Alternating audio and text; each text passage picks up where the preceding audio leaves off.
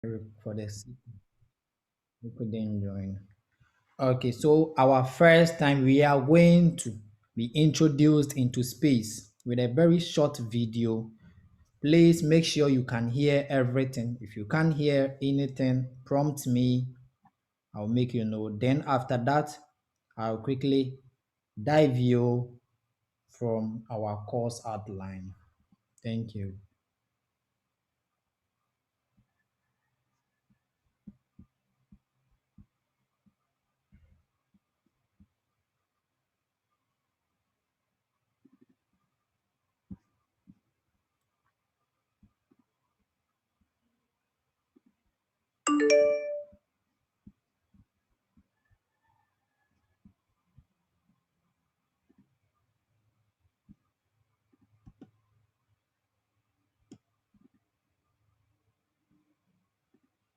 This is Earth.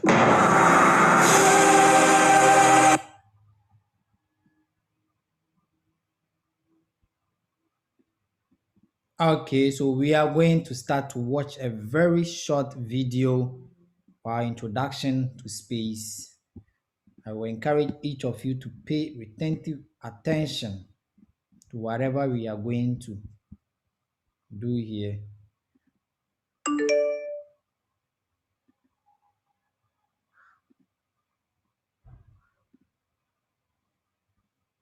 Hope everyone can see my screen. Yes. All right. All right.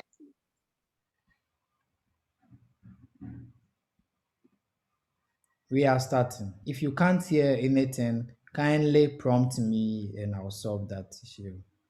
Okay. This is Earth. This is where you live. And this is where you live in your neighborhood, the solar system.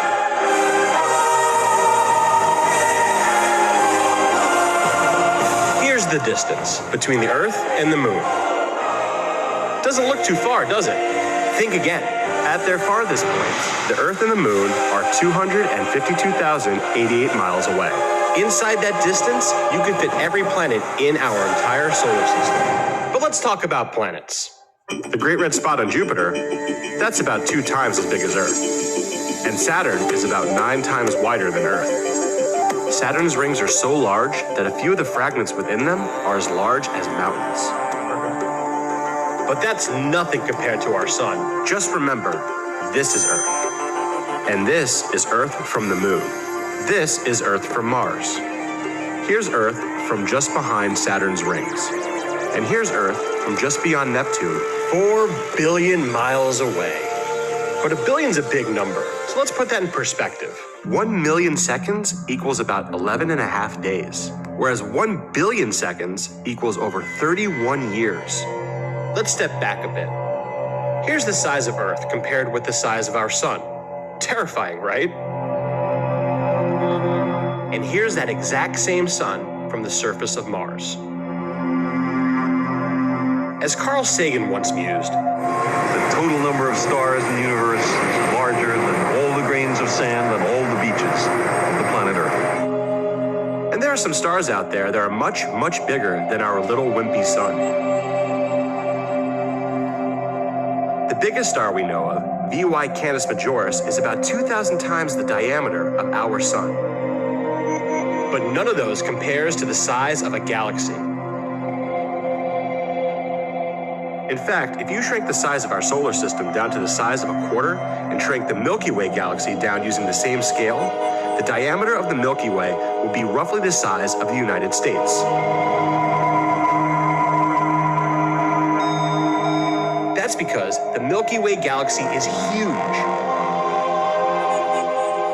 Its diameter is about 100,000 light years wide, which, when converted to miles, is about 621 quadrillion, 371 trillion, 192 billion, 237 million, 333,890 miles. Inside of all of that is you. You live in this tiny, tiny portion of the Milky Way. But even still, our galaxy is a little runt compared with some others. NGC 6744, a spiral galaxy similar to our own, is twice as wide as the Milky Way, stretching over 200,000 light years across. It is massive. But let's think bigger. In this picture alone, taken by the Hubble telescope, there are thousands and thousands of galaxies, each containing millions or billions of stars with their own planets. Some of the objects seen here may have formed as many as 11 billion years ago, just 3 billion years after the Big Bang.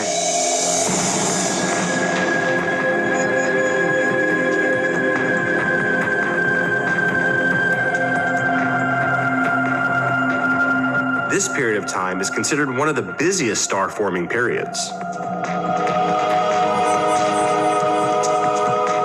And just keep this in mind. That's a picture of a very small part of the universe. So if you're ever feeling upset about your favorite show being canceled, or the fact that they play Christmas music way too early, just remember, this is your home, Earth.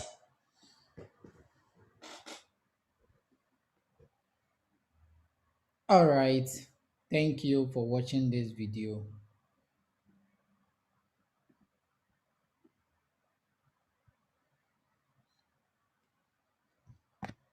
Any questions so far before we start?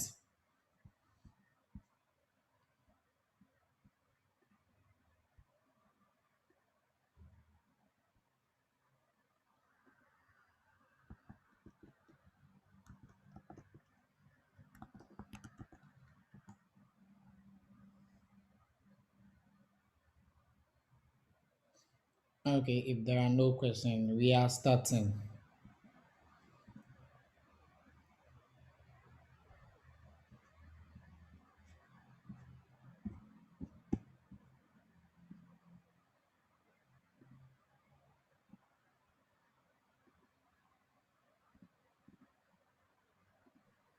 Um,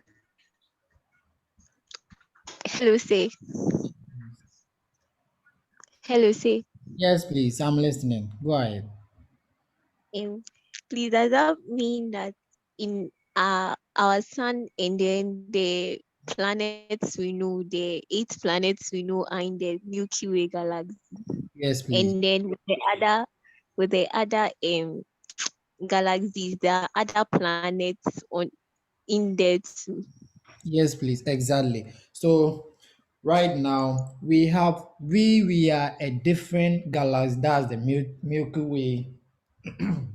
That's correct. With our 8 known planets. Right. We have other galaxies which have also their planets there. We have in the course of our program, I will let you know all the other planets. We have such as Ceres. We have a whole lot of planets in other universe. Do you get it? And Yes, please. each galaxy has its own shining star. In our galaxy, we will say sun. The biggest shining star in our galaxy is sun. And each of the galaxies day to day have this. So the universe is vast. In fact, this course is more about curiosity. You have to let me say, feed your curiosity with a whole lot of things. At the end of this program, I believe whenever you are working, you will know your left and right. You know, oh, this is an asteroid. These there are alien speculations. Oh, there is a Mars somewhere. There is another planet. There is a moon. This what goes on the moon. We will also visit the moon and see its structure as we are preparing to visit the moon. Um, any question again? If there are no questions, we are starting.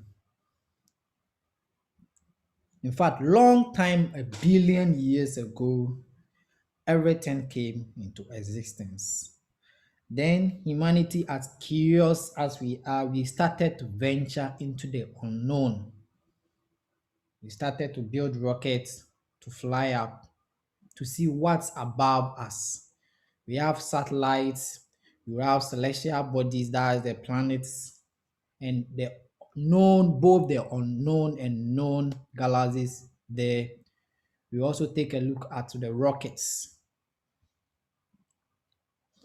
All right, so billion years from now, our sun, that's a distant red giant star, would have reduced it to a charred cinder, but the Voyager record will still be largely intact in some other remote region of the Milky Way galaxy, preserving the memory of an ancient civilization that once flourished, perhaps before moving on to a greater deeds in other worlds on the distant planet Earth. Right, what this is trying to mean is that, in fact,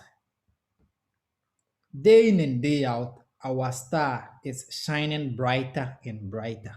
And predicted, it is predicted based on facts collected that it will get to a time our sun will shine so much that we can't stand it on it.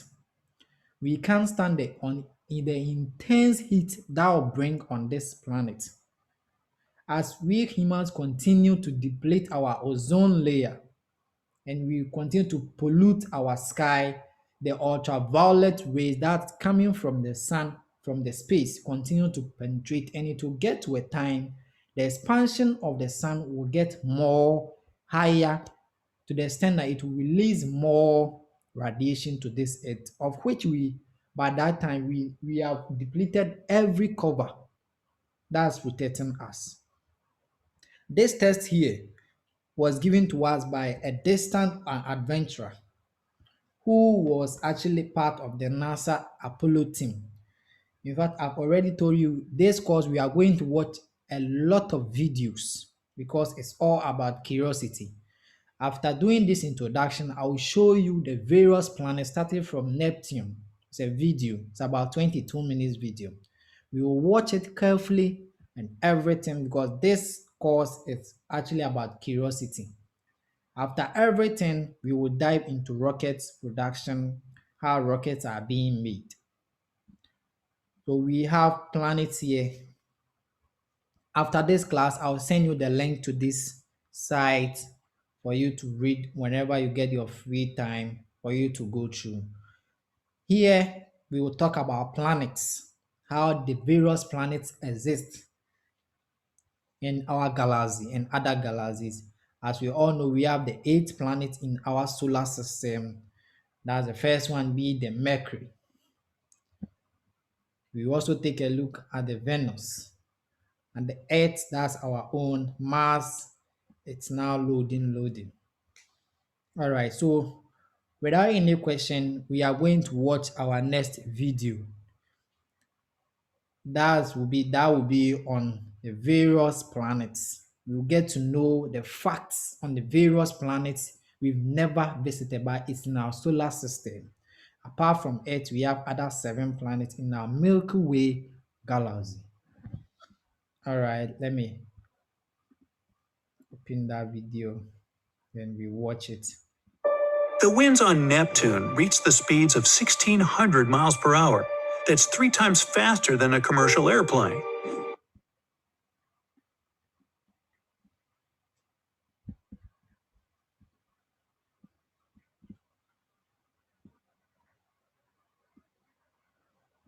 Okay, before the video, let's quickly go through this our material. So we have 8 planets. This is the Mercury, the Venus, our Earth.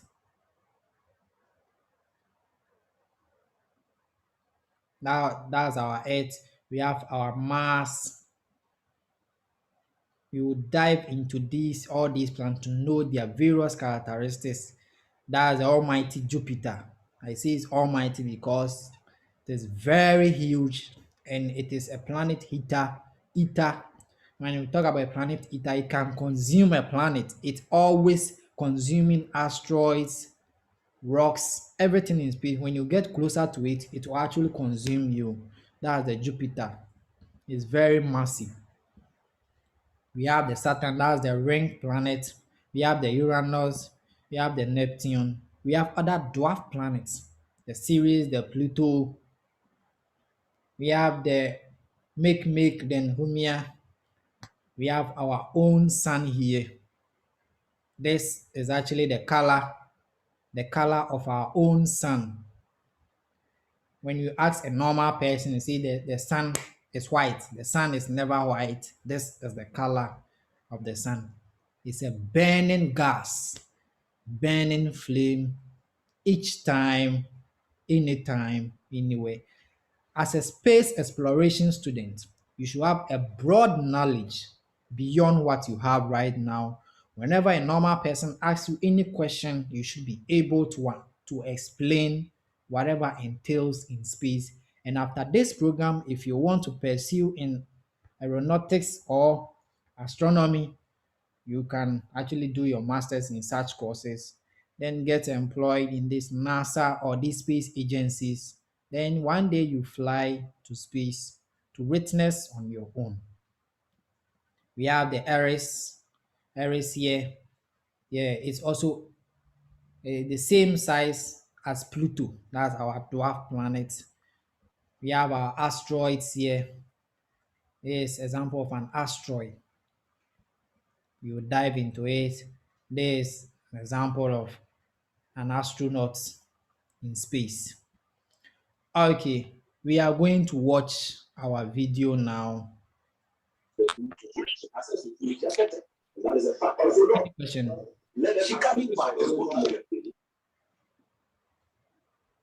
Okay, so we are going to watch our video now. Kindly pay attention. Our course will basically, we will be watching more videos to kill our curiosity.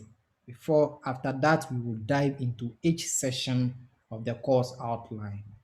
Now we will be diving into planets, so we are going to watch a very short video on that. Now we have 7 minutes to log out and rejoin again while we are going to watch it. When we are logged out, we will rejoin. I will send a different link in the Slack channel for you to rejoin and come and continue watching. Thank you.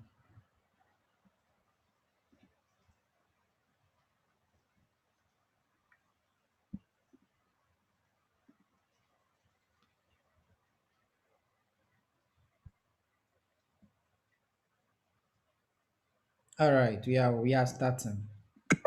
The winds on Neptune reach the speeds of 1,600 miles per hour. That's 3 times faster than a commercial airplane. Temperatures at the moon's south pole reach minus 397 degrees Fahrenheit, which just might be the coldest in the entire solar system. Saturn is less dense than water, so if it were thrown into a giant pool, it would float. Jupiter's moon, Europa, is covered in a thick layer of ice.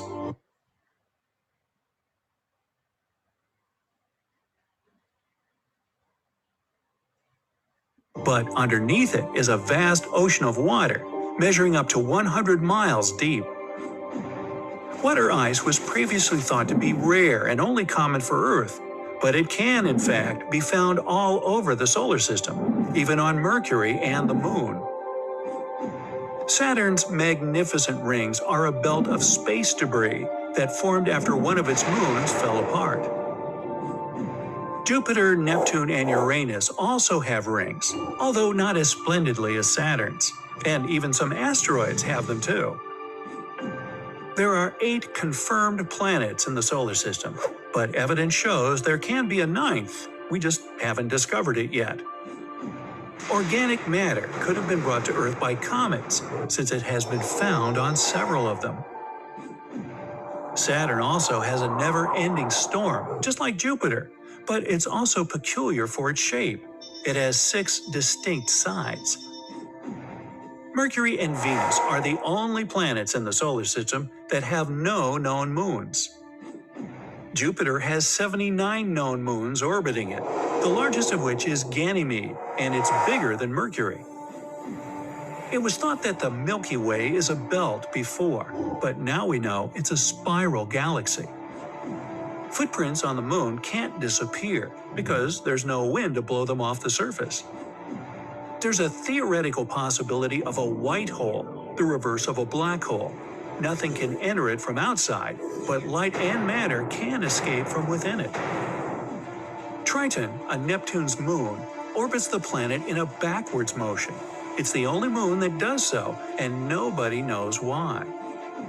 Although there are trillions of stars in space, we can only see a tiny fraction of them in the sky. Charon, Pluto's moon, is half the size of its planet, which is why Pluto orbits a bit around a spot outside its own axis. All the objects in space, including planets, interstellar dust, and whole galaxies, comprise just about 4% of the universe. The rest is dark matter and dark energy that can't be seen and isn't fully understood. TRES 2b is a planet where night never ends. And it's not your regular night with stars shining in the beautiful skies. Here it's pitch dark and scorching hot.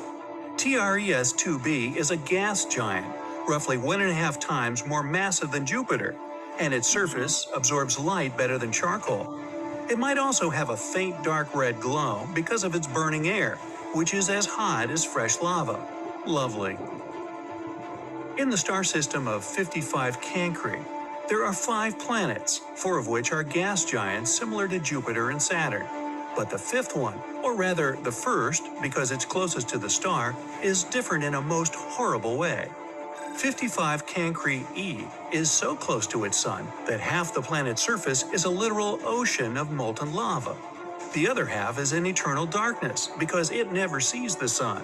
The planet is always turned to its star on one side. And between the scorching and the dark, there's the twilight zone, a thin strip of gloomy nothingness.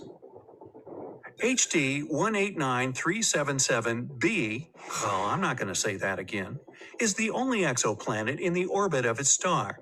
And at first glance, it looks quite pretty, blue and white swirls making up wondrous patterns on the surface. But these pleasant colors actually come from hard silicate particles in the planet's atmosphere, which means it rains glass here. But the worst is that winds reach the speed of 5,400 miles per hour, or almost Mach 7. Well, for comparison, the fastest wind speed on Earth was 254 miles per hour, over 20 times less. Thus, the glass falling from the sky travels horizontally at hypersonic speeds, shredding everything in its path. The next system, whose name I won't even try to pronounce, this one, has 3 exoplanets, which are all being slowly destroyed by their own star. It happens because that star is not a regular, it's a pulsar, a rapidly spinning core of an exploded star. It creates powerful electromagnetic pulses in several directions while rotating at several thousand times per second. As a result, the planets orbiting this deceased star are slowly being eaten away and will eventually disappear entirely. Kepler 70 is a hot blue dwarf star that exploded into a red giant some 18 million years ago. At the time, it was orbited by at least 2 planets, the closer of which was a Jupiter-like gas giant. Its name was Kepler 70b, and it still exists, but the overgrown star consumed it and transformed it into a blazing hot rocky world. Right now, it's one of the hottest planets ever discovered. Its temperature is higher than the surface of our sun. It was lucky to survive spending time inside the star, but it's evaporating now and will probably be no more in the near future. There are 6 Mars exploration missions on or around the red planet at the moment. Does that mean that Mars is inhabited by robots? The little green men aren't saying. If the sun was the size of a front door, our planet would be the size of a nickel. In other words, the sun could fit more than 1 million Earths. Moon rocks have a super slow erosion rate, about 0.04 inches for every 1 million years. That's why the Apollo astronauts' footprints left on the moon are likely to stay there for 10 to 100 million years. Jupiter's moon, Io, is 4.5 billion years old, almost as old as the planet itself. It's one of the very few bodies in the solar system with active volcanoes. And these volcanoes are powerful enough to produce spectacular views that are later captured by Earth's telescopes. Oh,